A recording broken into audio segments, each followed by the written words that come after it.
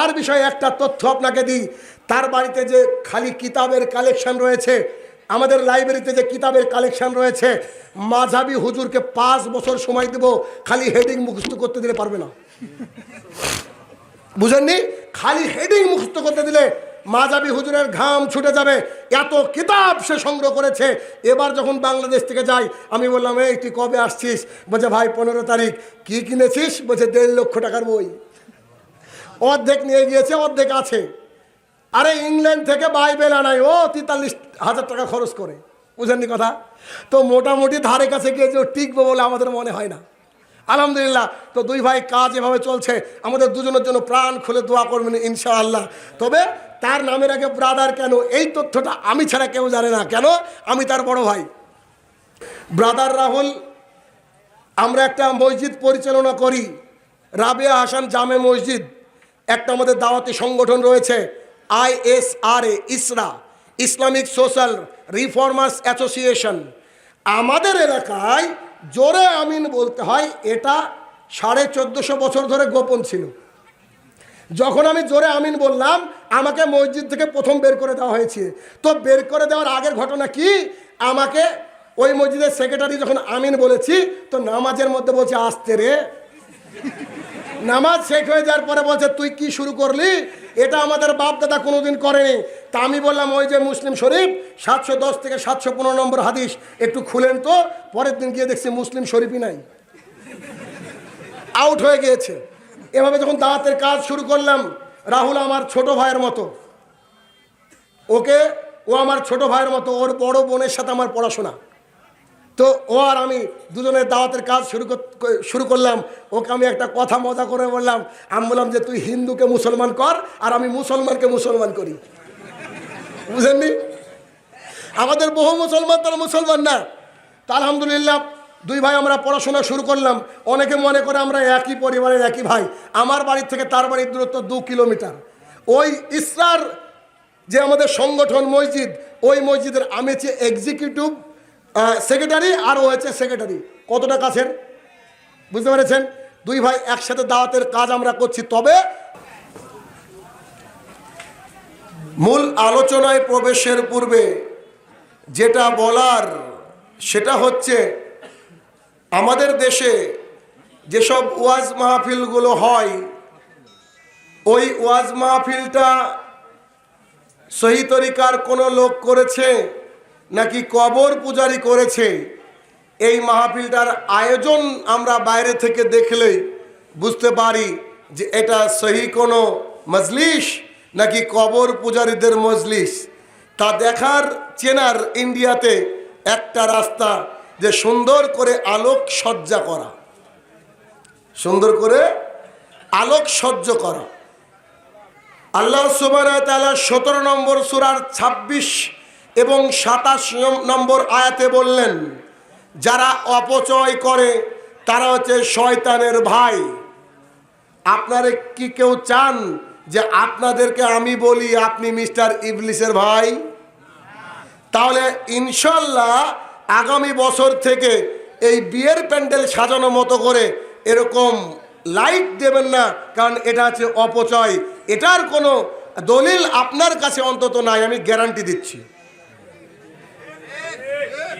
বুঝেননি কথা? তাহলে আমরা মুসলমান, ওইখানে যে লাইটিং আপনি আয়োজন করেছেন, এই লাইটিংগুলোর টাকাটা যদি কোনো এতিমকে দিয়ে দিতেন, কোনো মাদ্রাসায় দিয়ে দিতেন, হয়তো ওর মাধ্যমে আপনার কবরে একটা সুন্দর বাসস্থানের ব্যবস্থা আল্লাহ সুবহানাহু ওয়া তাআলা করে দিতেন। আমরা মুসলমান, আমরা পৃথিবীর বুকে এসেছি শুধুমাত্র আল্লাহর ইবাদত করার জন্য। তাই প্রত্যেকটা কাজে আমাদের এমনটা হতে হবে যেন শরীয়ত বহির্ভূত কোনো কিছু আমাদের মধ্যে না আসে, তার সুব্যবস্থা করতে হবে। আমি আশাবাদী আগামী দিন ইনশাল্লাহ এই সুব্যবস্থা করবেন না আপনারা। রাজি? জি রাজি? জি আলহামদুলিল্লাহ। এই মহারাজপুরে আমি আসার পূর্বে যখন ভারতে অবস্থান করছিলাম, আমার এই ভাই আবু ওয়েসি সাজ্জাদ ভাই, তিনার কাছ থেকে এমন কিছু তথ্য আমি পেলাম, আমার তখন থেকে মনটা আকু পাকু করছিল। যে কবে আমি এই মহারাজপুরে যাব।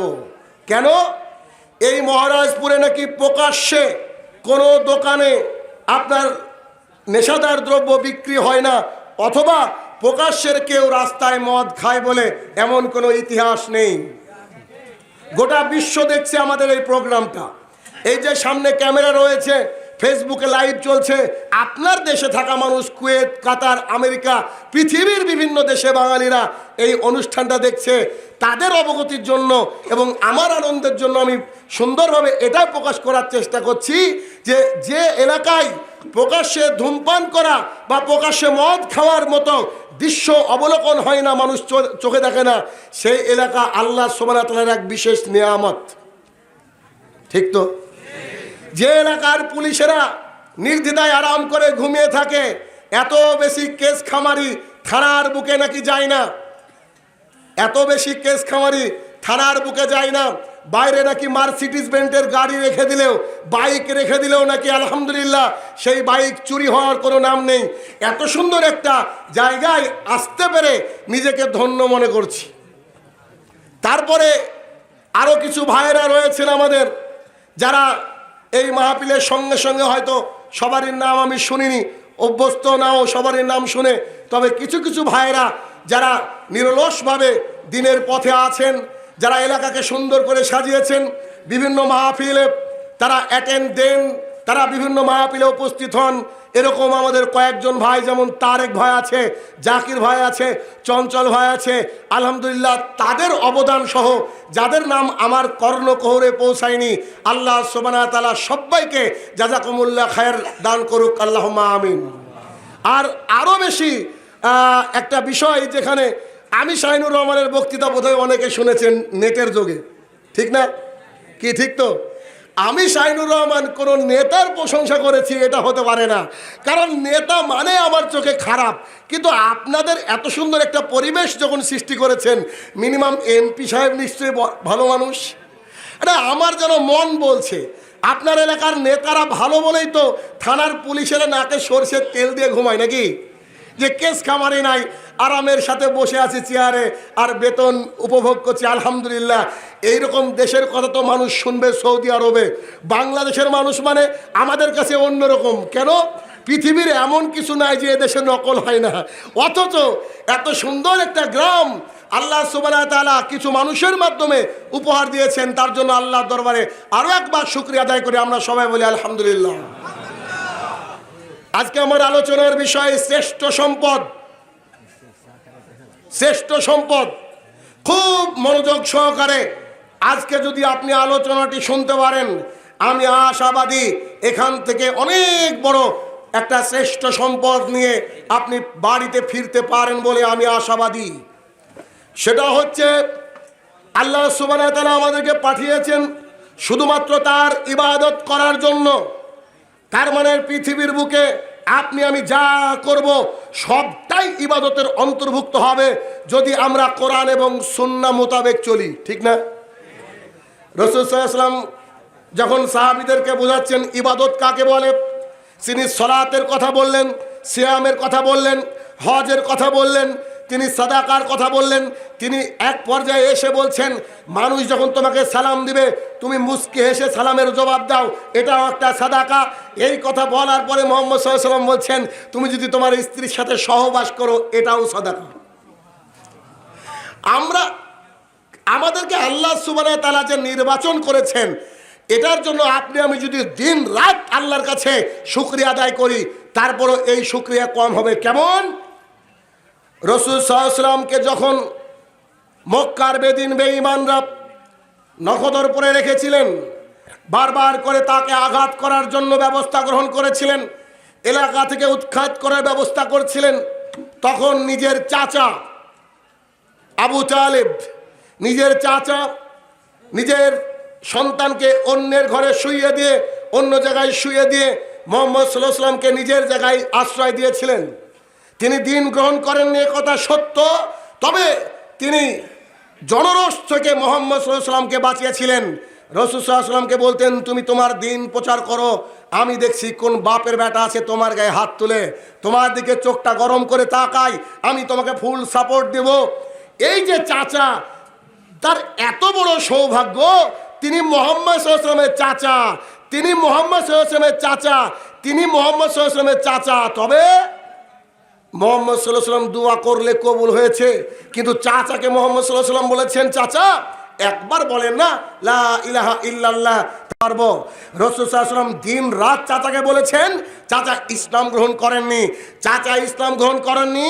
যখন লাস্টবারের মতো শেষবারের মতো বলছেন, ওতবা সাইবা আবু জেহেল দাঁড়িয়ে আছে, তাদের দিকে মুখের দিকে তাকিয়ে বলছে, বেটা আমি যে বলতে পারছি না, আমি যে সম্ভ্রান্ত পরিবারের একজন বিশেষ ব্যক্তিত্ব, আমি আমার বাপের ধর্মের উপরে প্রতিষ্ঠিত থেকেই মরতে চাই। তাহলে চিন্তা করে দেখুন, রাসূল সাল্লাল্লাহু আলাইহি ওয়াসাল্লাম যার জন্য দোয়া করার জন্য রেডি, সেই চাচাকে মুহাম্মদ সাল্লাল্লাহু আলাইহি ওয়াসাল্লাম হেদায়েত দেওয়াতে পারেননি। আর আমাদের মা বাবা কত পাপী, তারপরও আল্লাহ সুবহানাহু ওয়া তাআলা আমাদেরকে মুসলমান হিসেবে জন্মগ্রহণ করার পরে আজও মুসলিম রেখেছেন। তাহলে কি শুকরিয়া আদায় করে শেষ হবে? চিন্তা করেন, বুঝছেন তো আমি কি বলতে চাইছি? যে তিনি দোয়া করছেন, আল্লাহ সুবহানাহু ওয়া তাআলা তার দোয়াটা কবুল করেননি, আর উইদাউট এনি দোয়াতে আপনি আমি এখনো মুসলমান, আলহামদুলিল্লাহ। তাহলে এবার আমাদেরকে জানতে হবে যে পৃথিবীর বুকে থাকছি, এটা আমাদের জন্য একটা জেলখানা। জি, মুমিনদের জন্য দুনিয়াটা কি? জেলখানা। আর কাফেরদের জন্য দুনিয়াটা জান্নাত। হাদিস বুখারী মুসলিমের, রাসূল সাল্লাল্লাহু আলাইহি ওয়াসাল্লাম এই কথা বলেছে। এর অর্থ কি? জেলখানায় আপনি আপনার ইচ্ছা মতো মোবাইল ব্যবহার করতে পারেন না। জেলখানায় ইচ্ছা মতো খাবারটা একটু পুড়ে গিয়েছে, তাকে বলতে পারবেন না যে এটাকে চেঞ্জ করে দাও। জেলখানায় ইচ্ছে মতো আপনি ঘুমাতে পারবেন না। জেলখানায় ইচ্ছে মতো আপনি বসে থাকতে পারবেন না। একজন জেলারের নির্দেশে আপনাকে উঠতে হবে এবং বসতে হবে। আমরা সবাই আল্লাহ সুবহানাহু ওয়া তাআলার গোলাম। আল্লাহ সুবহানাহু ওয়া তাআলা যেভাবে চান ওইভাবে আমরা যদি পরিচালিত হই, তাহলে দুনিয়াটা আমাদের কাছে জেলখানা হলো 60, 70, 80 বছর। তারপরে আমাদের মৃত্যুর পরের জীবনটা আমাদের জন্য এত সুখময় হবে, এত সুখময় হবে, এত সুখময় হবে, যা আপনার আমার চিন্তারও বাইরে। অতএব এখান থেকে রেডি হতে হবে। আপনাকে যদি আজকের এই মাহফিল থেকে আমি একটা হাদিস বোঝাতে পারি, তাহলে আপনি হয়তো ঠিকঠাক করে আপনার দিন পাত করবেন, আপনার ইনকামটাকে শুধরে নেবেন, গোপন কোনো বদ অভ্যাস থাকলে ত্যাগ করবেন, হারামের সঙ্গে যুক্ত থাকলে আপনি হালাল খুঁজবেন ইনশাআল্লাহ। হাদিসটা শুনুন। আনাস রাদিয়াল্লাহু তাআলা আনহু বলেন, রাসূল সাল্লাল্লাহু আলাইহি সাল্লাম বলেছেন, কিয়ামতের মাঠে পৃথিবীতে সবচেয়ে সুখে থাকা ব্যক্তি, জি মহারাজপুরের মানুষের বহু টাকা, তারপরেও পৃথিবীর সবচেয়ে সুখী মানুষ কিন্তু মহারাজপুরে বসবাস করে না। পৃথিবীর সবচেয়ে সুখে থাকা মানুষকে, যে লোকটার ডিকশনারিতে অভাব বলে কিছু নাই, যে লোকটা জানেও না যে পৃথিবীতে অনেক মানুষ আছে যাদের খাবার হয় না, ওই লোকটা জানেও না পৃথিবীর বুকে এমন কোনো জায়গা আছে মানুষ নাকি একদিন না খেয়ে থাকে। সর্বোচ্চ সুখী মানুষ, যার মিলিয়ন ট্রিলিয়ন বিলিয়ন ডলার পকেটের মধ্যে থাকে, সেই ব্যক্তি দুনিয়াতে 60 বছর বেঁচেছে, 70 বছর বেঁচেছে। ওই ব্যক্তি যখন কিয়ামতের মাঠে হিসাব করার জন্য প্রস্তুত হয়ে গেছেন, রাসূল সাল্লাল্লাহু আলাইহি ওয়াসাল্লাম বলছেন, পৃথিবীর সর্বোচ্চ সুখী ব্যক্তিকে ডেকে আনা হবে। ডেকে আনার পরে তাকে বলা হচ্ছে, ফেরেশতা একে জাহান্নামের মধ্যে একটু ডুবাও। কি করো? জাহান্নামের মধ্যে ডুবাও, একটু চুবিয়ে রাখো। তো রাখো মানে জি না, 1 সেকেন্ড রাখবে না, 1 সেকেন্ডের অর্ধেক রাখবে না, জি তারও অর্ধেক রাখবে না। কি করবে? বলা হবে যে এই যে ব্যক্তি, একে জাহান্নামের মধ্যে ঢোকাও। কোন ব্যক্তি বলেন তো? পৃথিবীতে সবচেয়ে সুখী মানুষ, জীবনে জানেন না অভাব কি জিনিস, অভাব তার ডিকশনারিতে নাই, তাকে জাহান্নামের মধ্যে ডুবেছে। এই ডুবিয়ে বের করে আল্লাহর সামনে দাঁড় করিয়ে দিয়েছে। এবার বলছে, আচ্ছা বলো তো তোমার দুনিয়ার আরাম আয়েশের ব্যাপারে বলো, বলো তুমি দুনিয়াতে কত নিয়ামত পেয়েছিলে, কত ট্রিলিয়ন বিলিয়ন ডলারের মালিক ছিলে, তোমাকে মানুষ মাল্টি মিলিয়নারি বলতো। আচ্ছা বলো তো তুমি কেমন ছিলা দুনিয়াতে? এই লোক নগদ আল্লাহর সামনে দাঁড়িয়ে কি বলবে জানেন? ও বলবে, আল্লাহর কসম করে বলছি, আল্লাহর কসম করে বলছি, আল্লাহর কসম করে বলছি, দুনিয়াতে যে সুখ পেয়েছি তা আমার মনেই পড়ে না। যে বাক্য আপনাকে বোধহয় বোঝাতে পারিনি আমি। পৃথিবীতে 70 বছর টিকেছে একটা মানুষ, কথার কথা, দিন রাত পোলাও বিরিয়ানি খেয়েছে, ওর অ্যাকাউন্টে টাকার কোনো অভাব নাই, নিজেরই ব্যাংক ছিল, কত যে এয়ারলাইন্স তার নামে ছিল, কোনোদিন হয়তো আল্লাহকে অসুস্থ করেনি। এত একটা ভালো মানুষ জাহান্নামের মধ্যে এই ডুবে আবার উঠে গেছে। এবার আল্লাহ সুবহানাহু ওয়া তাআলা ফেরেশতাকে বলছে জিজ্ঞাসা করো তার হাল কি ছিল দুনিয়াতে। 70 বছর আরামায়েশ পাওয়া মানুষ 1 সেকেন্ড না, অর্ধ সেকেন্ড না, তার চেয়ে আরো বেশি কম সময়ে ও ঢুকে গিয়েছে জাহান্নামের মধ্যে। বেরিয়ে এসে বলছে আল্লাহ তোমার ইজ্জতের কসম, আল্লাহ তোমার কসম করে বলছি যে আমি পৃথিবীর বুকে সুখ পেয়েছি এটা আমার মনে পড়ে না। তার মানে এই আপনার 60, 70, 80 বছর আরাম বিলাসিতায় কাটানোর হিসাবটা যদি 1 সেকেন্ডে উল্টে যায় তাহলে কি চাই এখানে এত কোটিপতি হওয়ার? জি, হাদিস শেষ হয়নি, আবার বুঝেন। এবার মুহাম্মদ সাল্লাল্লাহু আলাইহি ওয়াসাল্লাম বলছেন পৃথিবীর বুকে সবচেয়ে দরিদ্র মানুষ যে মানুষটা দিন রাত না খেতে পেয়ে থেকেছে। তবে এই হাদিসটা বলতে গিয়ে একটু আটকে যায়। আমি আপনার সমাজের যদি দারিদ্রতা আমি বোঝাতে চাই, আপনার সমাজের যদি আমি দারিদ্রতা বোঝাতে চাই, বিষয়টা উল্টো হবে। কেমন? কারণ মুহাম্মদ সাল্লাল্লাহু আলাইহি ওয়াসাল্লাম দিনের পর দিন না খেয়ে থাকতেন।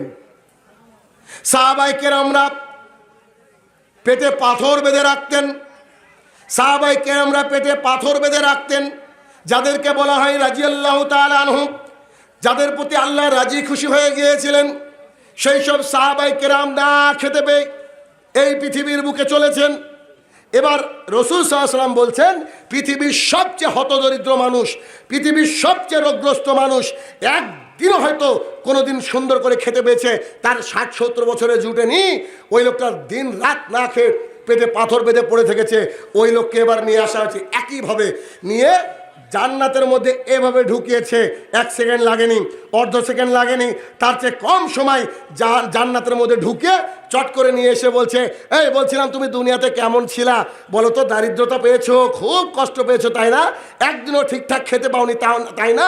তো তখন ওই ব্যক্তি বলছে আল্লাহর কসম করে বলছি, আল্লাহর কসম করে বলছি, আল্লাহর কসম করে বলছি দুনিয়াতে যে আমি খারাপ ছিলাম, না খেতে পেয়েছিলাম, কই মনে পড়ে না তো? তাহলে কোটিপতির চেয়ে কি দারিদ্রতা ভালো না? আপনি ভাবছেন আপনি কোটিপতি, আমি তো মনে করি এটা হয়তো আল্লাহর গজব। এটা আমার ব্যক্তিগত কথা, একটা বললাম। আপনি ভাবছেন আপনি কোটিপতি, কিন্তু আমি তো ভাবছি এটা ব্যক্তিগত হয়তো গজব। কেন? আবু বকর রাদিয়াল্লাহু তাআলা আনহু কি গরিব ছিলেন নাকি? হ্যাঁ, কোটিপতি মানুষ, বিশাল বড় এক বিজনেসম্যান, কিন্তু এত ইসলামের জন্য দান করেছেন, এত ইসলামের জন্য দান করেছেন। রাসূল সাল্লাল্লাহু আলাইহি ওয়াসাল্লাম বলছে আমার আবু বকর কি দিল? বলছে আল্লাহ আর আপনাকে বাড়িতে রেখে যা ছিল সব দিয়ে দিলাম। মানুষ কোটি কোটি টাকার মালিক মানুষ, এখানে মসজিদের উন্নতি করবে, জালসা করতে হবে কেন আপনাকে? এমনি একটা মানুষ একটা মসজিদ তৈরি করে দিতে পারে। এই গ্রামে এমন লোক আছে। এ টাকা দিয়ে আপনি কি করবেন? টাকা দিয়ে আপনাকে জান্নাত নিতে হবে। আপনি হয়তো ভাবতে পারেন শাহিনুর ভাই দিন রাত পরিশ্রম করে আমি এই টাকা জোগাড় করেছি, কথা মিথ্যা।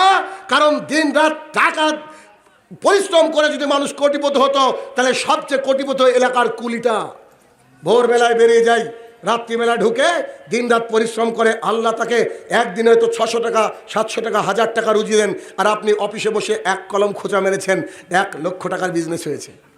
জি, এটা আল্লাহ আপনাকে দিয়েছে। যখন এই পৃথিবীর বুকে আপনি আমি এসেছি উলঙ্গ হয়ে গেছি, যাওয়ার সময় যে কাফনটা কিনতে হবে ওটা আপনার টাকা না, ওটা আপনার বাবার দেওয়া টাকা। বুঝতে পারেননি? যাক, এটা কি শীতকাল মনে হচ্ছে না যেন? আর আসলে আমি ঘামি খুব। টিস্যুর বাক্সটা একটু দিয়ে এখানে দেন।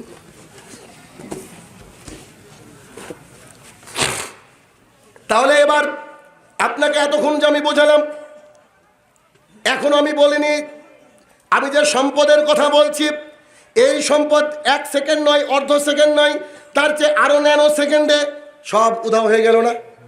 ওই যে 1 সেকেন্ডের চুবানি খাওয়াতে ও অরে জিগাই ফেরেশতা নাকি আপনাদের ভাষায়, যে অরে জিগাই তুমি দুনিয়াতে কেমন ছিলা, বলে জীবনে আমি কোনোদিন যে সুখ পেয়েছি এটা আমি বুঝতে পারছি নি। ধরেন অনিল আম্বানি এই কথা বলছে, ভারতবর্ষের সবচেয়ে বড় লোক মানুষ, ও এই কথা বলছে কই দুনিয়াতে সুখে ছিলাম বলে আমার যে কিছু মনে হয় না। আর ওই অনিল আম্বানির বউ নাকি একটা চা খায় 2.5 লাখ টাকা দাম, সকালবেলা চা খাই 2.5 লক্ষ টাকা দাম, তাকে চুবানো হবে, সে উঠে এসে বলবে যে কই দুনিয়াতে সুখে ছিলাম বলে আমার মনে হয় না। আর রাস্তার ধারে দাঁড়িয়ে যে লোকটা ভিক্ষা করে ওই লোকটাকে যদি জান্নাতে দিয়ে দেওয়া হয় 1 সেকেন্ডের জন্য তার চেয়ে কম, তাকে বের করে এনে বলা হচ্ছে বলো কি কেমন ছিলা, তো বলছে কই দুঃখ পেয়েছি বলে আমার মনে পড়ে না। আমি আমার আলোচনার বিষয় কি? শ্রেষ্ঠ সম্পদ। তো সম্পদটা কি? শ্রেষ্ঠ সম্পদটা কি? এবার আমাদেরকে জানতে হবে। জি, এই পৃথিবীর অন্যতম একজন মানুষ, এই গোটা বিশ্ব যাকে চেনে, তার নাম হচ্ছে মাদার টেরেজা। নাম শুনেননি?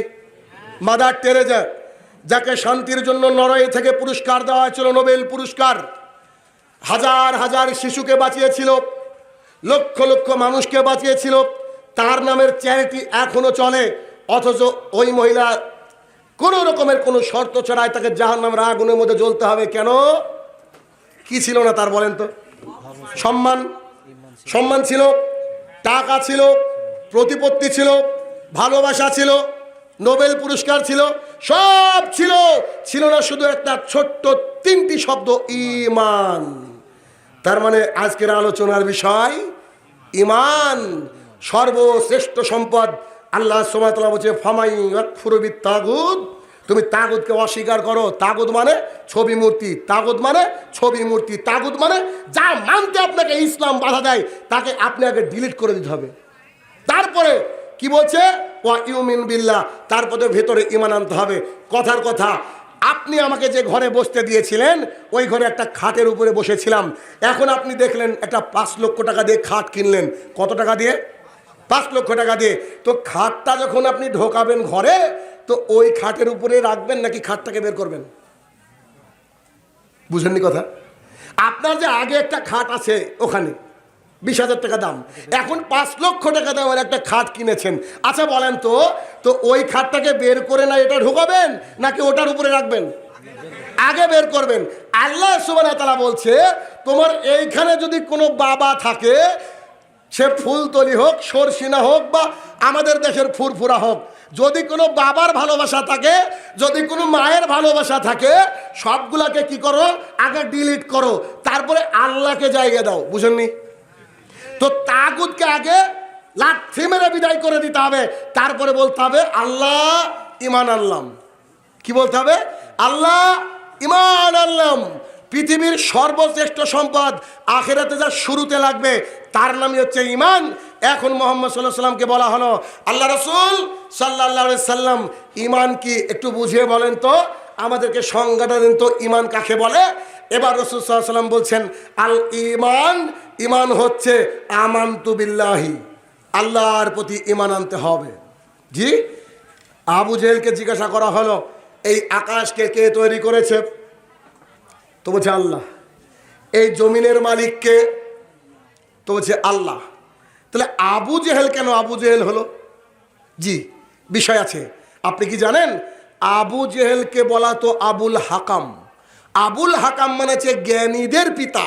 আবু জেহেল বিচক্ষণ একজন মানুষ ছিলেন, জ্ঞানী একজন মানুষ ছিলেন, খুব সুইটেবল একজন জ্ঞানী মানুষ ছিলেন।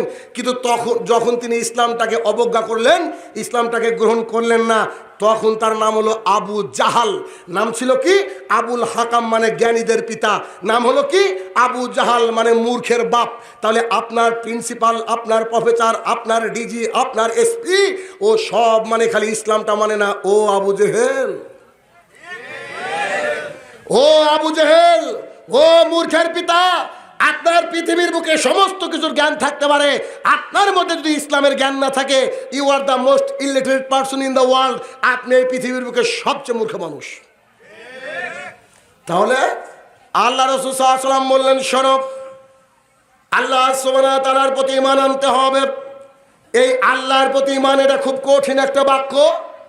আল্লাহর প্রতি ঈমান আনতে গিয়ে পৃথিবীর সবচেয়ে ভালো মানুষ, যাদেরকে আল্লাহ সুবহানাহু ওয়া তাআলা সিলেকশন, আল্লাহ সুবহানাহু ওয়া তাআলা যাদেরকে সিলেক্ট করেছেন, তারা পৃথিবীর বুকে কষ্ট পেয়েছেন। নূহ আলাইহিস সালাম আল্লাহ সুবহানাহু ওয়া তাআলাকে বলছেন, আল্লাহ, আমি রাত দিন রাত সব সময় দাওয়াত দিয়েছি, গোপনে দাওয়াত দিয়েছি, প্রকাশ্যে দাওয়াত দিয়েছি, গোপনে দাওয়াত দিয়েছি, প্রকাশ্যে দাওয়াত দিয়েছি। কিসের দাওয়াত? আল্লাহ এক, আল্লাহ এক। যে আল্লাহর পরিচয় মুহাম্মদ সাল্লাল্লাহু আলাইহি ওয়াসাল্লাম প্রথমে বললেন যে আমানতু বিল্লাহি, আল্লাহর প্রতি ঈমান আনতে হবে। নূহ আলাইহিস সালাম বললেন যে আল্লাহর প্রতি ঈমান আনতে হবে। এই কথা আমি মানুষকে কি করে বলেছি? গোপনে বলেছি। প্রকাশ্যে বলেছি, দিনে বলেছি, রাতে বলেছি।